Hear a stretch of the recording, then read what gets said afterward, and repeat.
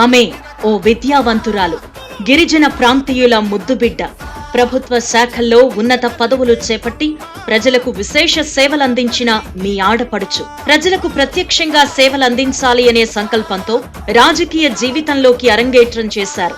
గతంలో ఎంపీగా పనిచేసి గిరిజన పుత్రుల సంక్షేమానికి విశేషంగా కృషి చేసిన ఘనత ఆమెదే. గిరిజన విద్యా కుసుమం, పేదల పాలిట ఆపన్న హస్తం అయిన కొత్తపల్లి గీత మళ్లీ ఎంపీగా ఎన్నికల యుద్ధ క్షేత్రంలో విజయ పతాకం ఎగురవేయడానికి మీ ముందుకొచ్చారు. గిరిజన ప్రజలు ఆశీర్వదించాలని ఆమె మనస్సారా కోరుతున్నారు.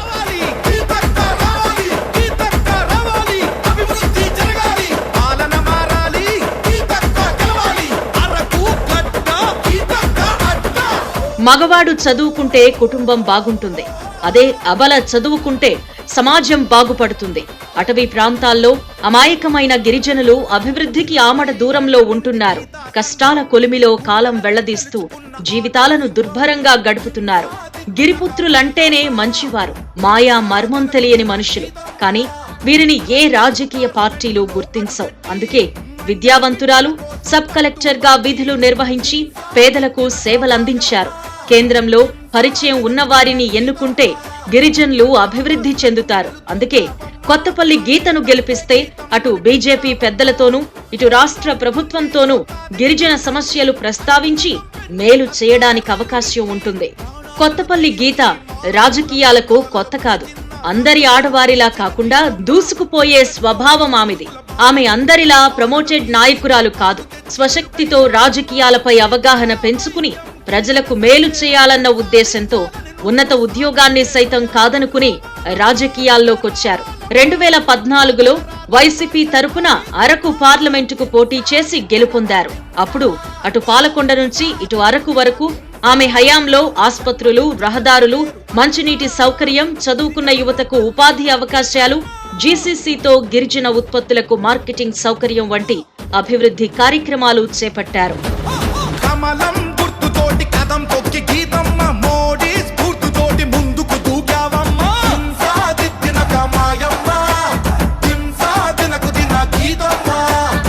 కొత్తపల్లి గీత చిన్నతనం నుంచి చదువులో చురుగ్గా ఉండేవారు. ఆంధ్ర యూనివర్సిటీ నుంచి BA, BEd పూర్తి చేశారు. బ్యాంకింగ్ రంగంలో కొన్నాళ్లు పనిచేశారు. 2014లో అరకు పార్లమెంటుకు పోటీ చేసి గెలుపొందారు. ఆమె స్వస్థలం తూర్పు గోదావరి జిల్లా తిమ్మాపురం. ఆమె 1971లో జన్మించారు. 1989లో PR కోటేశ్వరరావుతో వివాహం జరిగింది. వీరికి 2 పిల్లలు.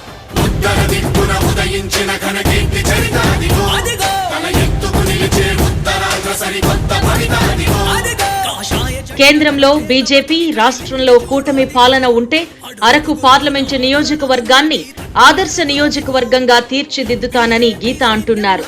కేంద్ర పథకాలతో పాటు ఉమ్మడి మేనిఫెస్టో గిరిజన ప్రాంతంలో పూర్తి స్థాయిలో అమలు జరిగేలా కృషి చేస్తానని హామీ ఇస్తున్నారు. చట్టసభల్లో రహదారులు, విద్య, వైద్యం తదితర గిరిజనుల సమస్యలను ప్రస్తావించి పరిష్కారానికి కృషి చేస్తాను అని చెబుతున్నారు. గిరిజన ఉత్పత్తులకు బ్రాండ్ ఇమేజ్ పెంచుతామని, గిరిజన హాస్టల్స్ పెంచుతామని, గిరిజన విద్యార్థులకు పోటీ పరీక్షలకు ఉచిత శిక్షణ ఇచ్చి వారి జీవితాల్లో వెలుగులు నింపుతామని వాగ్దానం చేస్తున్నారు.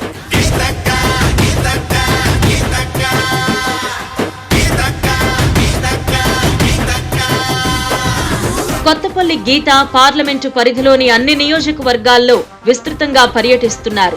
ఇంటింటికి వెళ్లి తనకు ఓటు వేస్తే జరిగే మేలును వివరించే విధానం ప్రజలను ఆకట్టుకుంటోంది. అడుగడుగునా ఆమెను గిరిజన సంఘాలు, గిరిజనులు, నాయకులు ఆశీర్వదిస్తున్నారు. తిలకం దిద్ది నీకే మా ఓటు అంటూ వాగ్దానం చేస్తున్నారు.